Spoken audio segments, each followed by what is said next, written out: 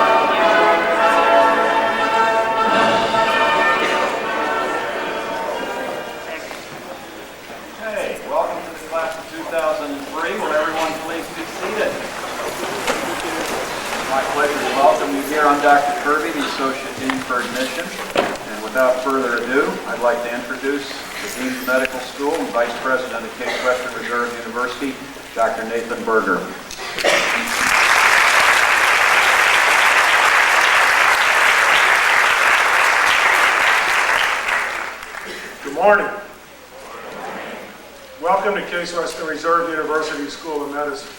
Congratulations to the students, their parents, their families. Today, pre-med is over.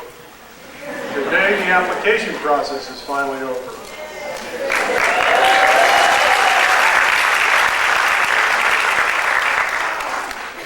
Today, you're actually entering the medical profession. At Case Western Reserve University, we consider you our junior colleagues. Now you're part of the medical profession. Now you're part of the medical team. These are complex times in the medical profession. Nobody can deny that there are difficulties with today's approach to medical practice and compensation. But with more input from physician leaders, we are confident that this situation will be resolved.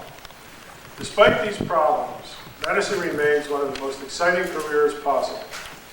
The practice of medicine is clearly one of the greatest ways to serve humanity, and new approaches to medicine are developing faster than we ever imagined. Embarking on a medical career at the beginning of the 21st century, you will prevent suffering and save lives using medications and techniques that have not yet even been conceived. Using magnetic resonance imaging, we can safely explore the body in cross-section without ever picking up a scalpel. When we need to use a scalpel, we can frequently make tiny keyhole incisions and then introduce instruments and scopes through these keyholes to conduct major surgery. We have antibiotics to treat infectious diseases. We have chemotherapy to cure many cancers. We can use molecular tools to read the genetic makeup of an individual and then use gene therapy to correct hereditary diseases. We can clone whole individuals, and soon we may be able to use these techniques to develop replacement tissues for patients with diseased organs. Someday, you will use all of these exciting new approaches as a routine part of your practice. But in order to do so, you will have to become an expert in the science of medicine. You'll have a huge body of scientific knowledge to master. You need to plan on becoming lifelong students and scholars. You have a whole new language to learn. Some of the material you will be expected to learn hasn't even been discovered yet. All of this will take hard work, but we're sure that each and every one of you can do it. You should know that we had over 6,000 applicants for the 145 seats in this class. That means that for every one of you that are here, there are more than 40 others who didn't make it. The admissions committee has worked hard to select you. Every one of you has been selected because you have the IQ, the ability, and the capacity to master the facts and theories of our curriculum. But you've been selected for more than your intellect.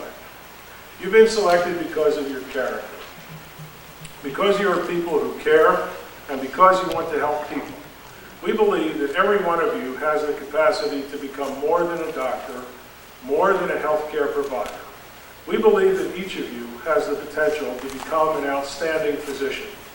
So you need to become an expert in the science of medicine. And you need to become even more. You need to develop empathy and compassion and humanism. You need to learn to become a caring physician. You need to learn to create hope in what appears to be a hopeless situation. You need to realize immediately that patients and families will be putting their highest trust in you. They will be trusting you with their lives, and they will be trusting you with their parents' lives, and they will be trusting you with their children's lives, even their unborn children's lives, and all their hopes and aspirations for the future. You must deserve and protect that trust. Soon you will recite the Hippocratic Oath. You will pledge to consecrate your life to the service of humanity. You will promise that the health and life of your patients will be your first consideration. The white coats that we give you today carry a great deal of symbols. They are symbols of all our confidence in you. They are symbols of our expectations that you will master the science required to become a doctor. They are symbolic of our expectations that you will become more than doctors, that you will develop and demonstrate the empathy, the compassion, and the humanism befitting a physician. The faculty and administration are all committed to helping you become the finest physicians possible. If for no other reason, we need to assure that you become the finest physicians because soon you'll be taking care of us. From now on, you'll be known as the class of 2003. And with a little determination and a lot of hard work, we expect you all to be here for graduation in May 2003. We all look forward to working with you as your careers progress, and we all look forward to watching you grow into your white coats. Good luck to each and every one of you.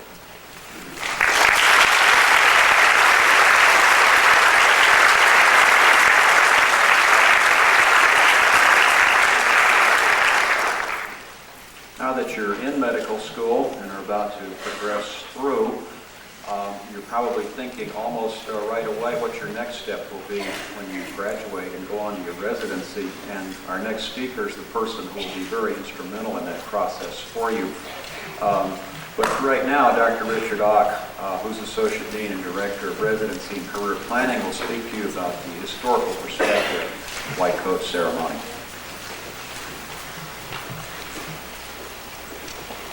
Thank you and good morning on this beautiful, beautiful day. The White Coat Ceremony was the brainchild of Dr. Arnold and Sandra Gold, who established the Gold Foundation, a charitable foundation, to create, develop, implement, evaluate, and replicate compassionate scientific excellence in medical care. A number of activities have been launched by the foundation, the most significant of which is this White Coat Ceremony. First introduced in 1993 at Columbia PNS, where Dr. Gold is a clinical professor of pediatrics and neurology, it is now spread throughout the country. We first inaugurated this in 4 years ago, in 1995. And today, there are more than 90 schools of the 142 accredited institute medical schools across the country that conduct this ceremony. In fact, we've been doing something like this for many, many years before the White Coat Ceremony was truly launched. The White Coat Ceremony is a rite of passage. Its purpose is to introduce at the beginning of your medical school education the importance of empathy, humanism, caring, and professionalism in the patient-doctor relationship, and have you commit to these fundamentals from this point on. The ceremony changes the clock on two time-honored traditions, reciting the oath of Hippocrates, which you will do shortly and again when you graduate, and donning a white coat, which traditionally in the past has come when you begin your clinical rotations on services. The Hippocrates Oath, a 2,500-year-old tradition, is given now to be sure that the sacred principles in that oath are in view to you throughout your medical education. And the white coat is given as symbolic and tangible evidence of the very important relationship you will hold with your patients and always provide to them dignity, professionalism, confidentiality, and caring. I look forward very much in the future to working with each of you and getting to know all of you. Based on previous experience, about 50% of you in 4 very short years, although it may seem very long indeed in the near future, will go into a primary care field. And about 10% of you will go into either surgery, emergency medicine, orthopedics, obstetrics, and gynecology. In fact, you'll be able to select among one of over 20 specialty areas and even more subspecialties down the road should you so choose. This is because you're at an excellent medical school and you'll get all the ingredients to really become a very superb physician and be able to select out not only your field of choice, but in most instances, the very program you'd like to train in. Now, essential in this activity in the future will be learning the caring of patients in a fashion that really is the gold standard of medical care, which is to make sure that you care for patients in the fashion that you would want yourself, your family members, significant others to be cared for in that same fashion. With those kind of principles in mind, you'll not only derive tremendous satisfaction in the future that lies before you, but your patients will receive the very, very best of care. Congratulations. I look forward to seeing each of you and working with you very closely in the future.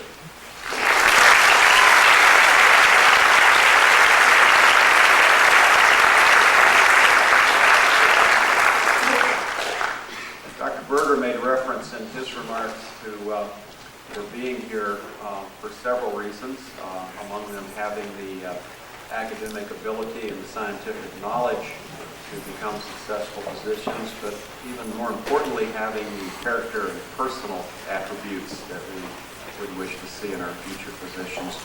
Our next speaker will directly address this topic of the importance of the interplay between what we call the art and science of practice of medicine.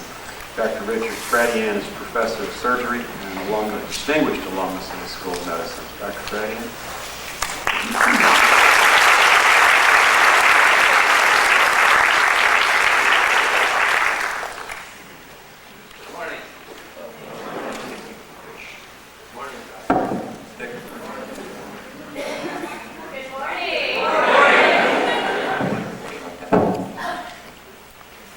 Get used to that.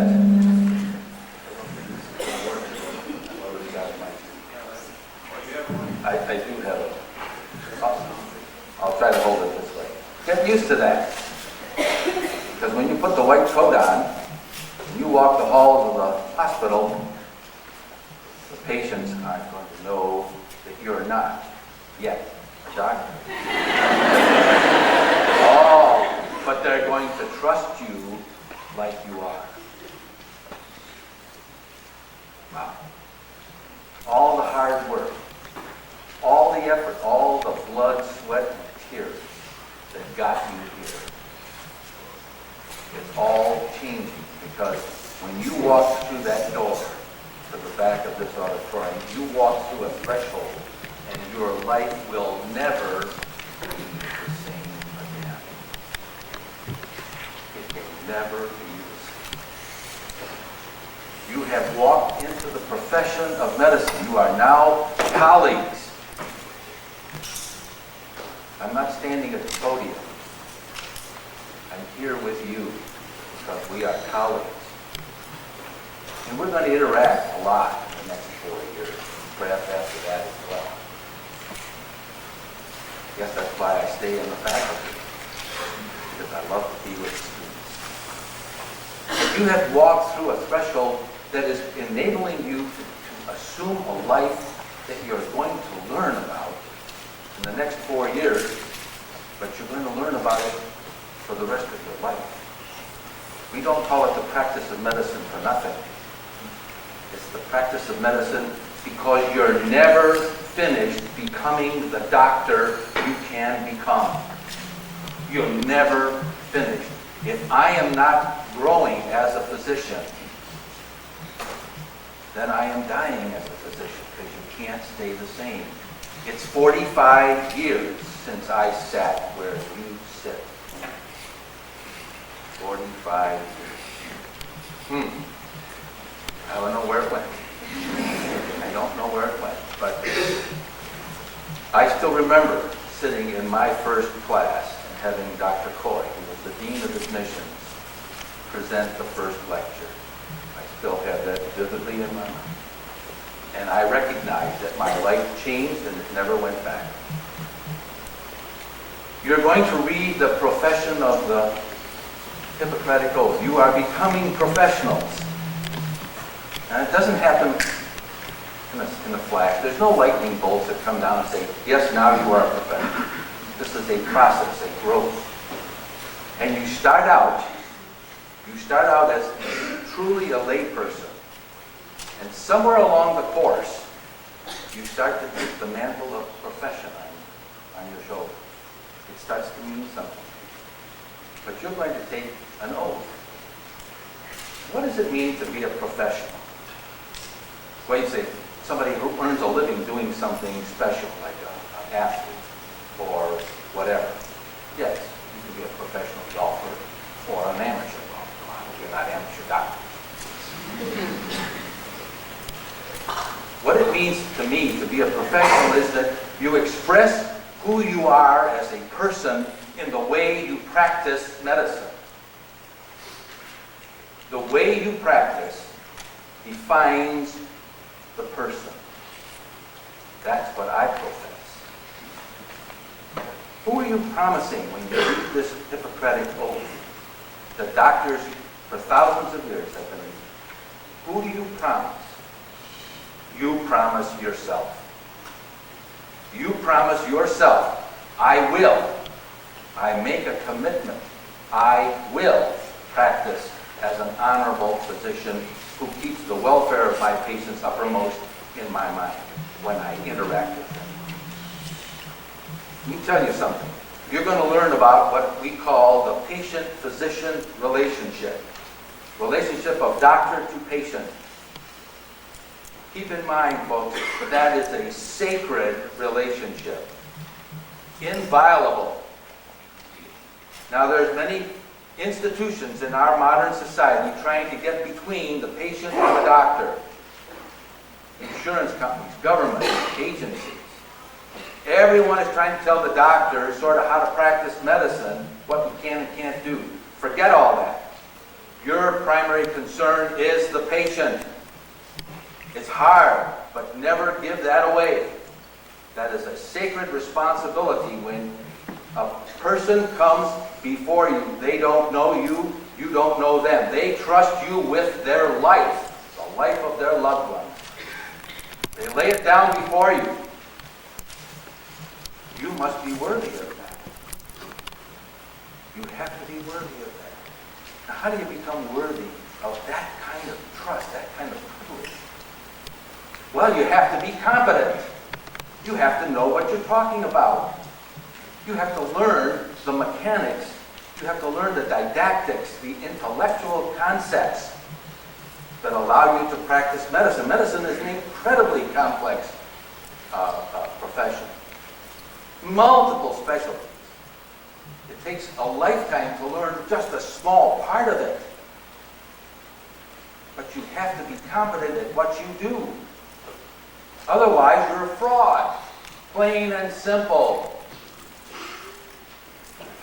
Now, you come to this school, you are privileged because this is a school that will teach you how to be a competent physician now and it will teach you the techniques of becoming competent throughout your career by studying, by applying yourself, and using the principles and the example that you get through this experience in the medical school. See, the great part of what makes Case Western Reserve is that we take away all the competition between you. The only person you're competing with is yourself. It's the best that you can be. That's who you're competing. And if you're successful, you'll become the best that you can be. And you're chosen because we believe that you have the capacity, the drive, the inspiration, the commitment to follow that dream. You're not going to be spoon-fed in this school. You're responsible for your own education. We turn you loose. We give you the privilege of choosing how you wish to be educated. But you have to take on that responsibility and follow it through. That's inherent in this school. You're only competing against yourself. What an opportunity that is, because different people learn in different ways, at different rates. Some things are more meaningful than others to each of you. Isn't that wonderful that you get the privilege of doing that? And you are freed from competition for the sake of competition. You shouldn't need to be driven to excellence because you're competing against somebody sitting next to you. You're driven to excellence because you want to be excellent. Never let that go. And if you mean to be excellent now, you mean to be excellent throughout your career. If I'm practicing medicine now the same way I did 20 years ago, man, I'm way out of date. I'm a fraud. I'm not giving my patients my best. And if the only way you have continuing education when you get into practice is learning about new drugs and new therapies and new techniques from drug salesmen and device salesmen, you're a fraud. You're a disgrace to the profession because you're not current. It takes study. It takes an ongoing commitment. And that's the beautiful part of what you learn here. Take responsibility for your own education and continue it forever. You're never finished becoming the doctor you're going to be. Now, I can promise you that it's going to work. I can promise it. How do I promise that? Well, first of all, you're chosen, as Dr. Berger said, you're a very select group of a large number of applicants. You are the best of the best. The best of the best. Be confident. You wouldn't be sitting here if we didn't believe in you. All you need to do is believe in yourself. We'll help you. There's 3 reasons why I believe I can promise you this. The first is the faculty, the second is the curriculum, and the third is the patients that you'll encounter. The faculty in this medical school is absolutely superb. Not only are they practicing and studying the state-of-the-art and advancing the state-of-the-art of medicine, but they will, by their example, both clinicians and basic scientists, by their example, will inspire you to continue this lifelong commitment to educate yourself, to grow. I can look back on the professors that helped me become who I am, some of whom are in this room, and one is seated at the stage, who have helped me. Well, do I remember exactly what they taught me? Yes, to some extent. But I remember the image of them, and how they reacted to patients, how they reacted to situations, how did they react to students and colleagues. That's how I learned. That's how you're going to learn. And you have a wonderful faculty. Your job is to pick their brains. Your job is to pick the brain. We're all here for you. Don't be a passive student and sit there waiting to be spoon-fed, because it won't happen. You have to be an active participant, an interactive person. You want the best of your faculty? You have to give your best to the faculty. How many times do you hear performers say the audience was so receptive, it brought the best out of you. Well, that's exactly the way education is. If you sit there like lumps, half dozing off, never having read in preparation for whatever it is that you're interacting with the faculty, you know, okay, they don't care. Don't be that kind of student. Be responsible for yourself. The faculty is there for you, and it will work. It will work. The second reason that I can promise you that you're going to be successful is the curriculum of this school. I happen to be in the third class in the revolutionary curriculum that was developed by this school in the mid-50s, which to this day means that this University Medical School is recognized as a leader in medical education. And much of what you're going to experience is a direct continuation of what I had 45 years ago. It's been perfected, it's been changed, it's been enlightened, modified. It is currently being modified again to meet the new challenges that medicine is presenting. Because it never ends.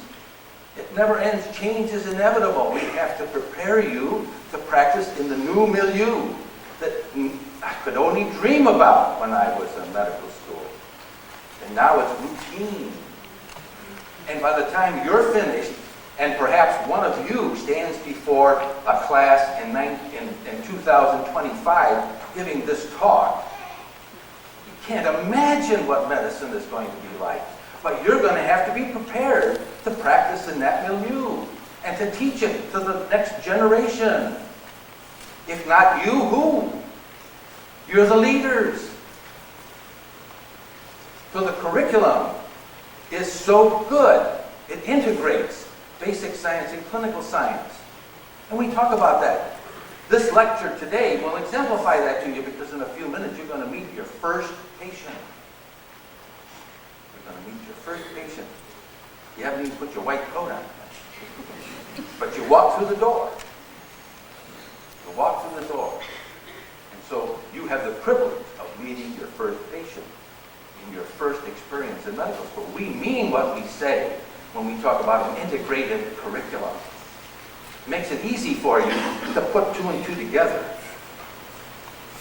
By the way we teach it, it facilitates your understanding of basic, fundamental situations and problems. And it gives you a way of thinking your way through whatever is the task at hand.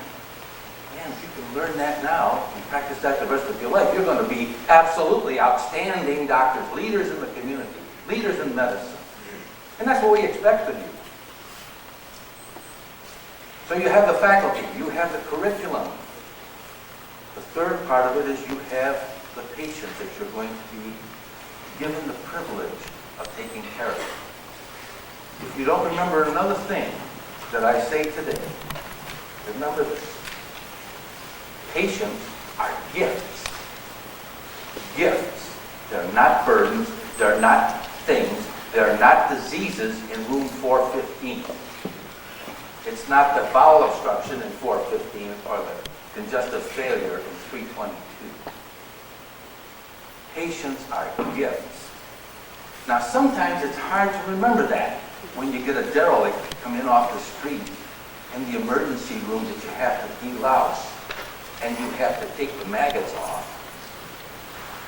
Or you get a patient who is so hurt by the pressures of life that they're angry with everyone, including themselves, that are the most obstreperous and the most difficult people to deal with, that are unreasonable to an extreme. It's hard then to remember that they're gifts of the doctor.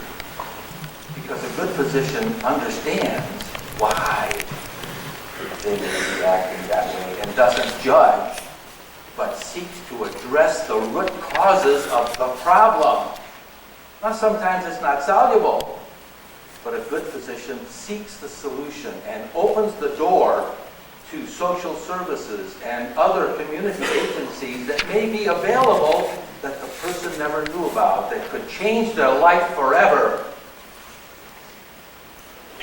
That's what a good doctor does. It's hard sometimes to remember their gift, but never forget that. It's a privilege to take care of them, and the responsibility is awesome. What is it that makes us feel like the profession of medicine is the greatest profession there is? Because I believe it is. Because we have tangible ways of helping people who are in desperate need sometimes. Remember, all disease is not physical.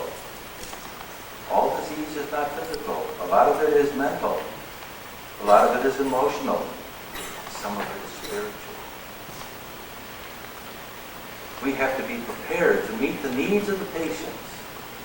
That's marvelous.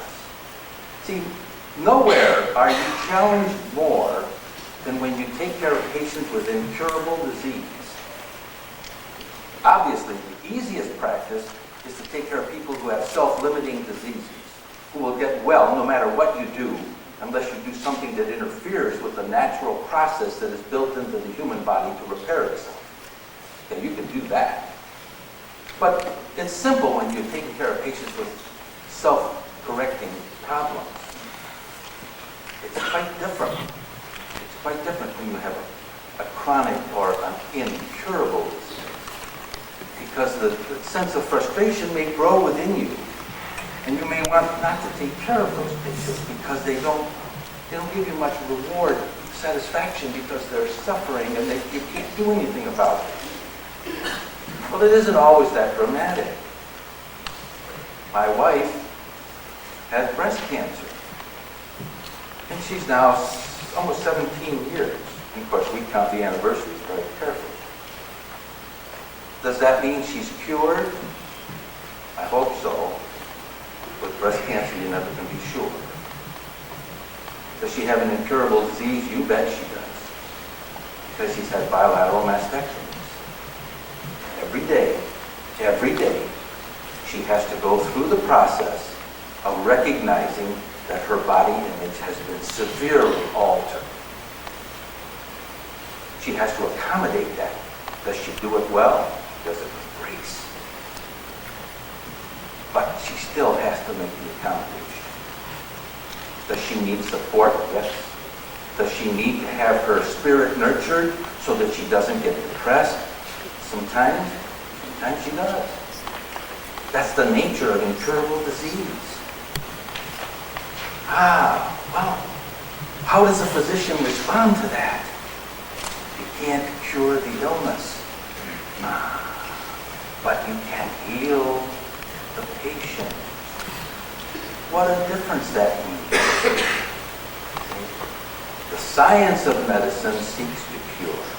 And God knows we have the armamentarium within our grasp at the end of our pen to write for the most incredible investigative tests and therapies you can possibly imagine, and it's going to get even more complex. But if you can't cure the illness, you can't abandon the patient, can you? That's not a good physician. And so, you have to try to heal the patient, act as a healer. The art of medicine. It is not only what you do, which should be competent, but it's how you do it that has a profound effect on how the patient can look at their problem in a way that turns it from tragedy, perhaps into at least being bearable, and in some cases, it can mean the beginning of a life that is different because of what they learn about who they are in meeting the challenge. And you can participate in that. I can tell you the things that are going to mature you the most in your practice as a student, as a resident, as a practitioner, are the challenges that you are faced with. The greater the challenge, the more it calls forth from you. And if you can stand up to the challenge and meet it head on and do your best, thinking of the patient first, the reward that you get from that experience somehow tell you internally that being a physician is wonderful. That's what makes the practice It's not how many patients you can chalk up that you saved on a graph. And I've saved this many gallbladders, and I've saved this many congestive failures, and this nephrotic syndrome. That's not. You participate in the healing process of patients. And the greater the challenge, the greater the satisfaction. So don't shirk away from patients that challenge you. Dig in, man. Go to the books. Find out. Make sure you know all the options to offer them. Make sure that you have the whole state of the art. And God knows with our current ability to search, medical links in a computer, you have access to an incredible database. As a matter of fact, you're going to be introduced to how to use this database in the new curriculum that you're going to experience, because we have an absolutely fantastic department of electronic information transfer. You're going to meet Dr. Nosik a little later today, who's the head of the department, who has made the curriculum available on the computer, which you're going to be given, so that you have instant access to the computer, which has hot links to all the reference material that you may want to investigate to understand what it is that you're studying. Man, what a fantastic opportunity that is for learning. What a fantastic opportunity. So you want the challenge. You want to be stressed. It's not easy, but that's what you want, because that's what's going to call forth from you the best that you have. It's not interesting. We have to allow ourselves to become vulnerable in order to grow. But that's the way it is in all of life. All of life. Now, perhaps what I'm saying sounds theoretical. And to a certain extent, I suppose it is. It reflects my experience. But I want you to share in the experience of a couple of people who probably can much better explain to you what it is I'm talking about when we talk about the art and the science of medicine. I'd like to introduce Buddy and Michelle Martins, who are going to come up on the stage and let me talk to them, and they can tell you their story and exemplify how medicine has been able to interact with them in a positive way.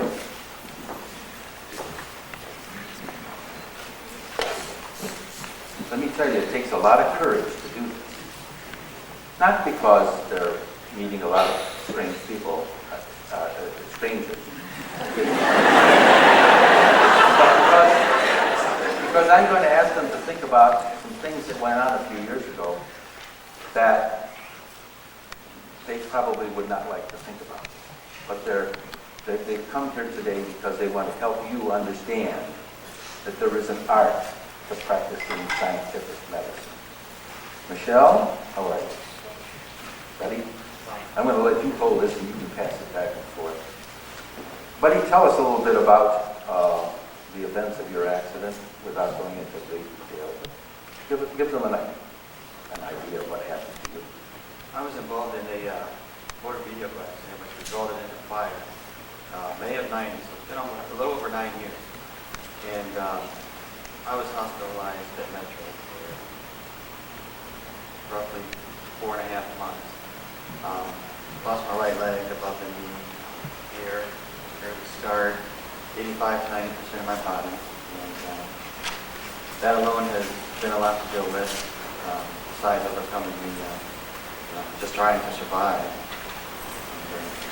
here it is almost 9 years later. What's the first thing you remember after the accident? It seemed like weeks later I had come to, I was heavily sedated, and it was just like I woke up and my wife was on one side of my bed and my mother was on the other side. And I knew I was in a hospital. I didn't know what had happened. I didn't know why I was there, what I was being treated for. And I told my wife, I said, get my pants, get me a shirt so I can get out of here. And she goes, Charles, you can't go anywhere. And I said, I'm fine, just give me my clothes so we can go. And that's when she had told me my leg had been amputated. I said, no, I feel it, it's fine. And she pulled the sheets back and it was gone. And, Tell us what went through your mind at that moment, if you would, buddy.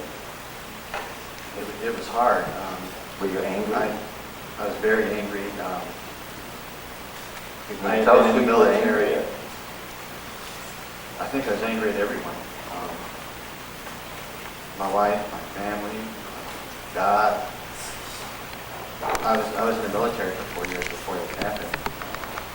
I ran every morning. I played racquetball 2 hours every day, and here I am. I'm laying in, a hospital bed, depending on everyone else. And, it was really tough, and it took a while to get over the anger. I guess once I saw that I was not the only one hurting. My family, my wife, I had a 2-year-old son, my sisters, my brothers. They were all going through this with me. Michelle, can you tell us about those first couple of weeks when he was out and sedated and you were carrying all the responsibility of making decisions? Tell us what you went through with it. It was equally hard for me in a different way because I felt like I was angry at him. I was angry at God, thinking, why did this happen? I've got a child. Now my husband can't do anything. I was pretty much angry at the world. And, we go to church and we had the minister there and family and friends, and he would try to talk to me and like, but this shouldn't be happening. It was very hard. I had a lot to do with financially, trying to work. I was going to nursing school. I had a lot of things going on in my life that I had to put on hold to try to take care of everything that he should be there to take care of. So it was hard, very difficult. Buddy, tell us some about the pain you experienced and the therapy and some of the things that we put you through.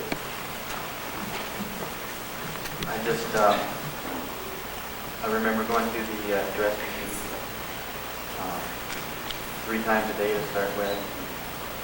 By the time I left the hospital, once a day. The therapy was very painful. And, How many times did you hear the expression, "We don't discharge cripples"? several times. A lot more than I can count. It's just not enough that can be said for the staff there. They held my hand through the dressing changes, no matter how bad it hurt.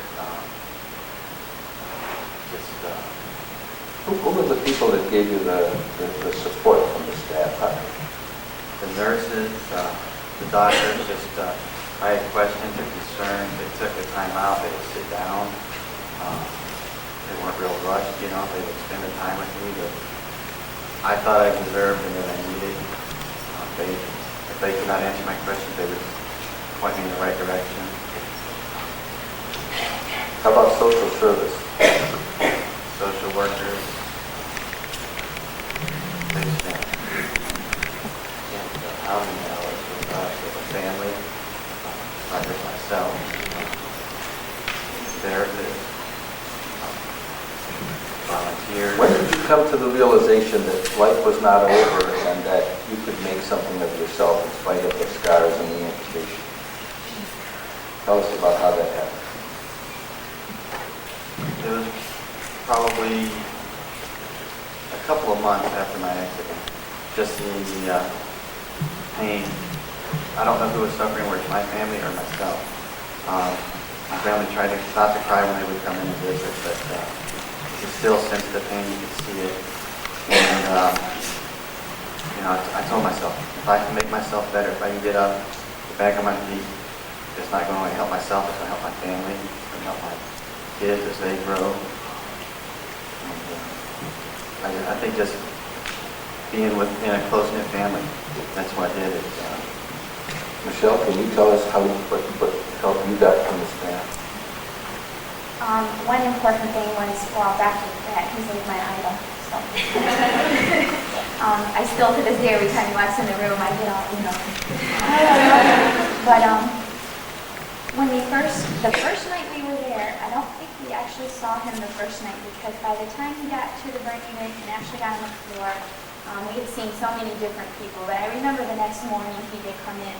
And the thing that was so important is that he came in and he sat down. He didn't stand at the door and say, okay, this is what's going on and this is what we're going to do.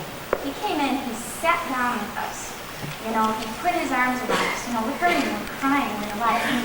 And he took our hands and he said, you know, this is what's going on. And he told us who he was and the things that he could do. And one thing that helped a lot is he made no promises.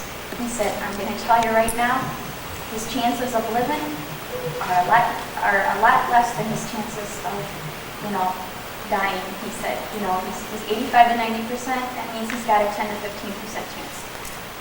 24 hours, you know, it could all be over, or, you know, let's just take it basically an hour at a time.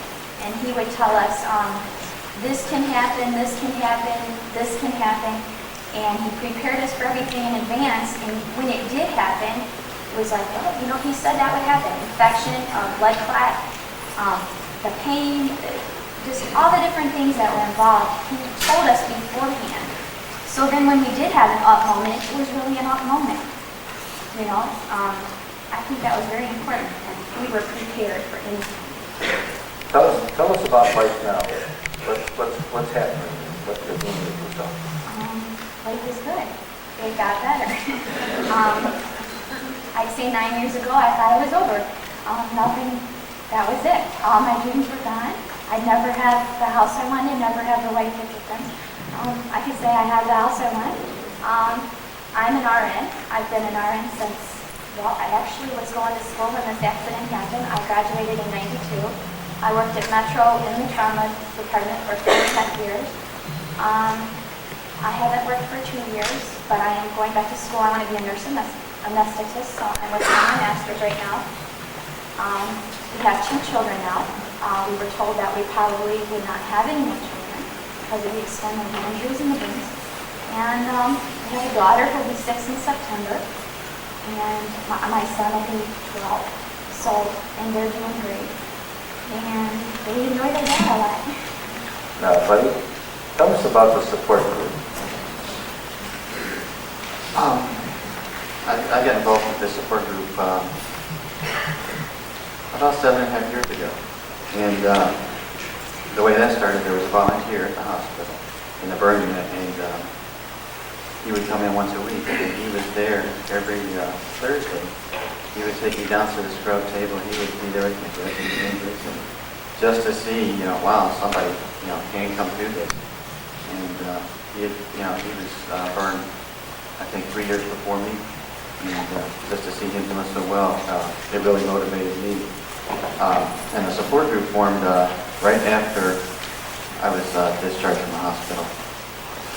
And He's very modest, folks. He is one of the leaders. He has helped make it happen. The 2 of us, actually, Paul and Betty, are the leaders of the support group now that have touched the lives of many patients. As a matter of fact, for the last 3 years, we've had a weekend retreat for survivors and their significant others to come and share experiences and go through the healing process as a continuum in their care, and we get large turnouts. Sometimes, as a matter of fact, last year we had someone that had been burned in 1972 who came to the retreat. So life is okay. Life is okay. Thank you very much, guys.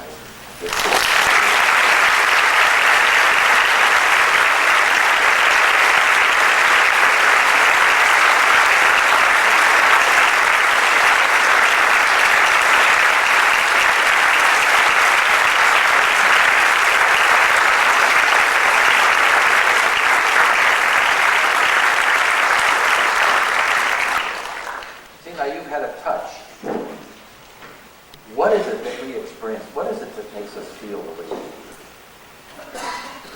We have seen the incredible power of the human spirit to overcome obstacles. We have seen that with proper support and nurturing and orienting the patient to use positive coping skills and minimize the kinds of coping that most people fall into if left to their own devices.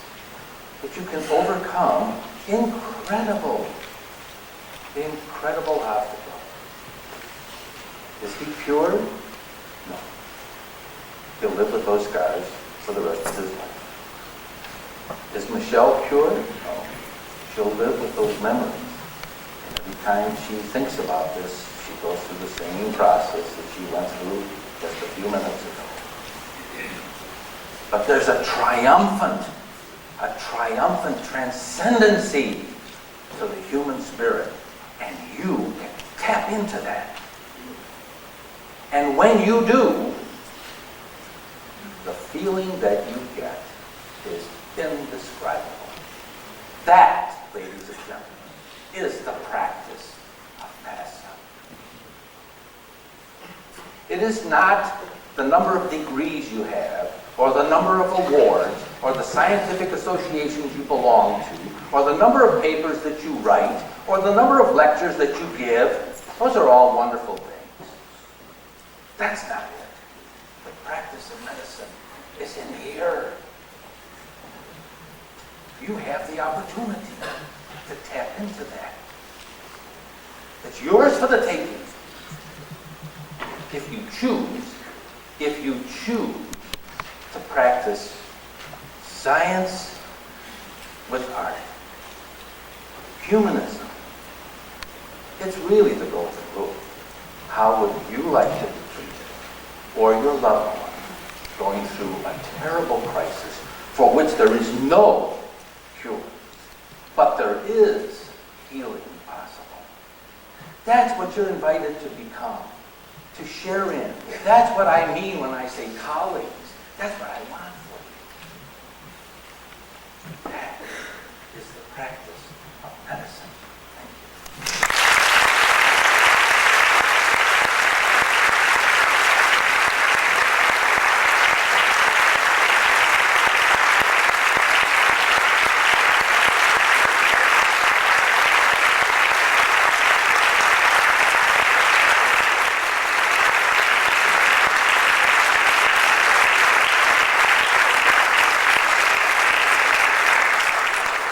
Thank Thank you, Dr. Fredian.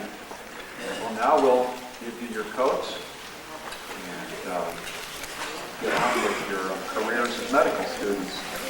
I'd like to recognize the presenters of the white coats, all alumni of the School of Medicine. Could they briefly stand when I call their names? Dr. Daniel Guyton. Thank you. Dr. Scott Inkley. Dr. Inkley's name is misprinted in the program. It's Dr. Scott Inkley. Dr. Mary Lou Kumar, and Dr. Stephen Levine, all alums of the School of Medicine, to present the coats.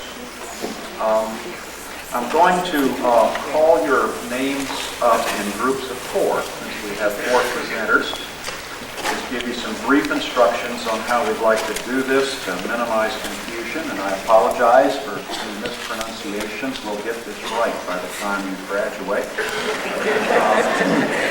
What we'd like you to do is come up to this end of the stage. Dr. Berger will greet you. We'd like you to go across the stage, and each individual here will greet you. We have a special pin for you from the Gold Foundation in this little black bowl right here. And your presenter will have a coat with your name on it, and we will help you put it on. I think students who have on jackets and sweaters, it might be easiest if you slip those off and just left them on your chair. And we'd like you to return to your chair afterwards. Okay? So without further ado, let's have Rami Abbas, Simo Abe, Adebola Akanbi, and Brian Allender come up. Come across this way, please. I want you to come across this way. There's steps. Okay.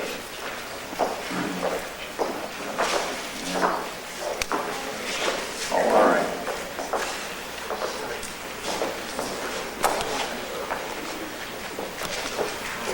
Tell you what, after this group, we'll do it the other way.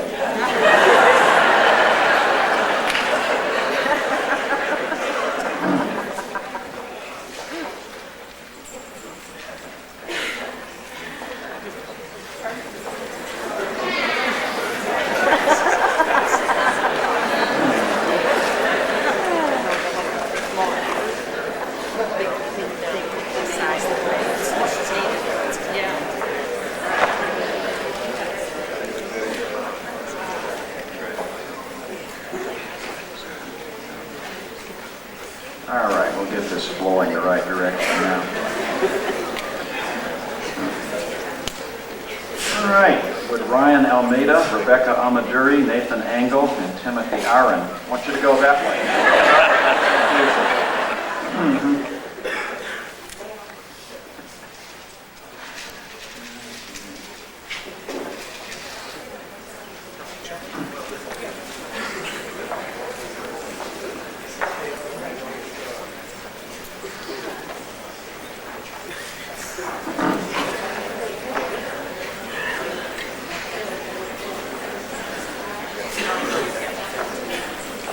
Let's have Leslie Bardo, Taylor Fair, Augustus Beck, and David Beadall come up and receive their coats now.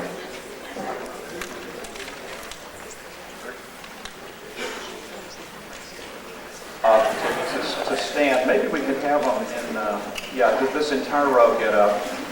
And how do we want to do them? We want to take, let's take the first four right on up. Eric Brumwell, Crystal Butcher, Timothy Chang, and Amma Choki. If the rest of you would just move on down. Just move on down. There we go. Just wait right there. Very good. Thank you.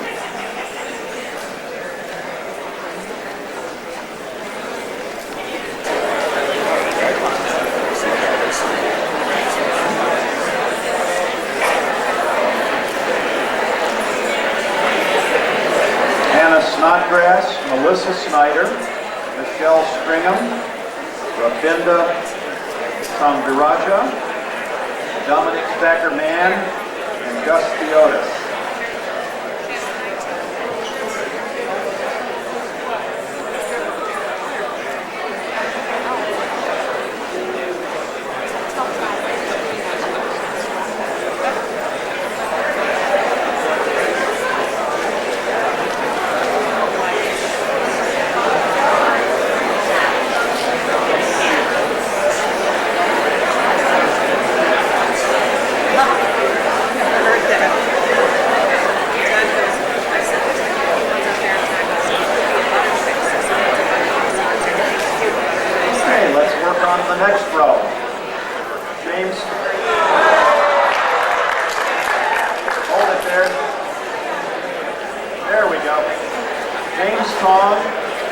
Alexander Tsai, Adam Uberov, Peter Toxic.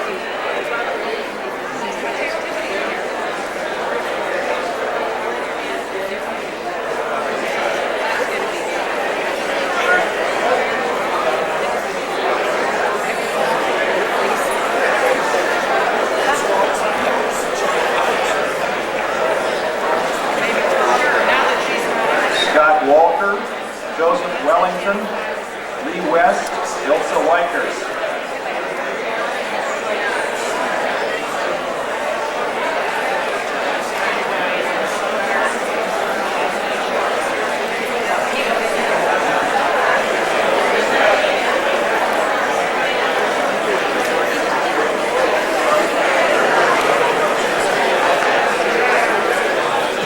Student Affairs, who will be maybe the most important person in your lives these next 3 years and 9 months. Dr. Hammond. Good morning. So you've been hearing about it from several people from the audience, and now it's time for you to take it. For the class of 2003, please stand up. And any physicians in the audience or on stage who would like to participate in taking the Hippocratic Oath can join along.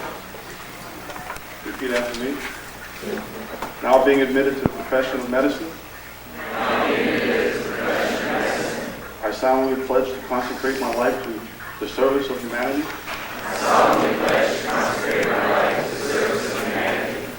I will give respect and gratitude to my deserving teachers. I will practice medicine with conscience and dignity. The health and life of my patients will be my first consideration. I will hold in confidence all that my patient confides in me. I will maintain the honor and the noble tradition of the medical profession. I will not permit considerations of race, religion, nationality, party politics, or social standings to intervene between my duty and my patient.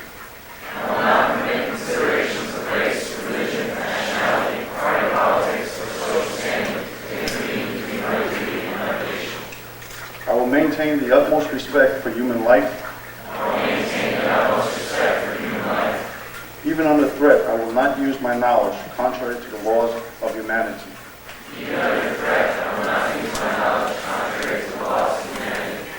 These promises I make freely and upon my honor. Congratulations.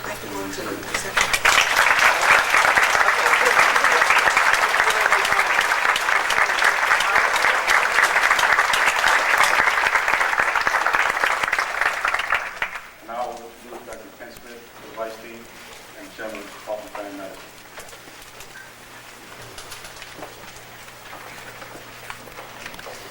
Thank you, Dr. Perry, and colleagues, and now new colleagues. I first want to welcome you all, welcome all the incoming class, welcome all the families, give warm congratulations equally to the students and to the families, and say we're very pleased to have you all here. Really, there's very little one can or should add to the Hippocratic Oath or to the really splendid comments presentation by Dr. Fradian and the Dean. Just to echo the sentiments, you've made a wonderful choice to become physicians. There remains an unparalleled opportunity to help your fellow man and woman, and there's so many ways to do it. In spite of anything you see, in spite of anything you read, it's just still the most wonderful profession there is.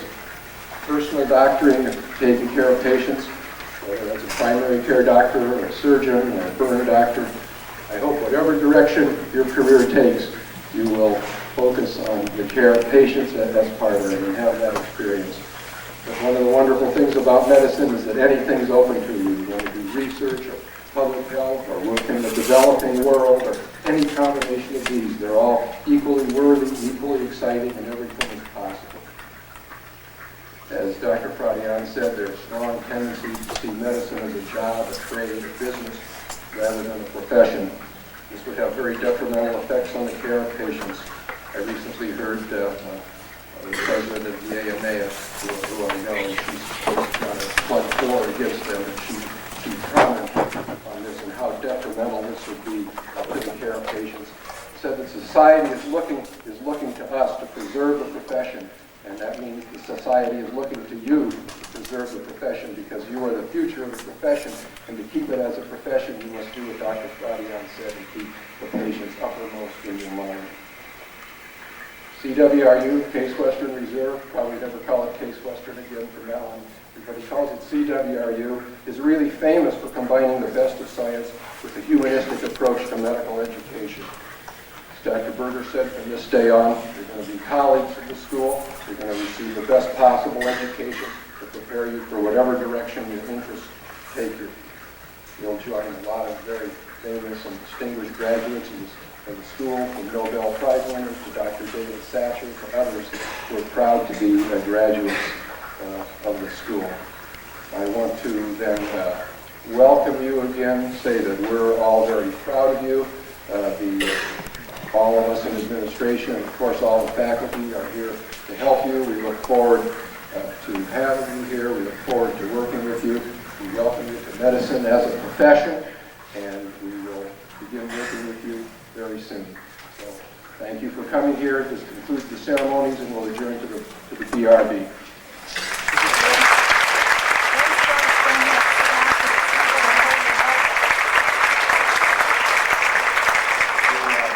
The PRB is the Biomedical Research Building. It's also the big red building.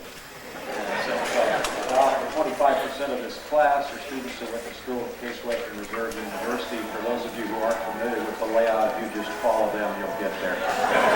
Thank you very much.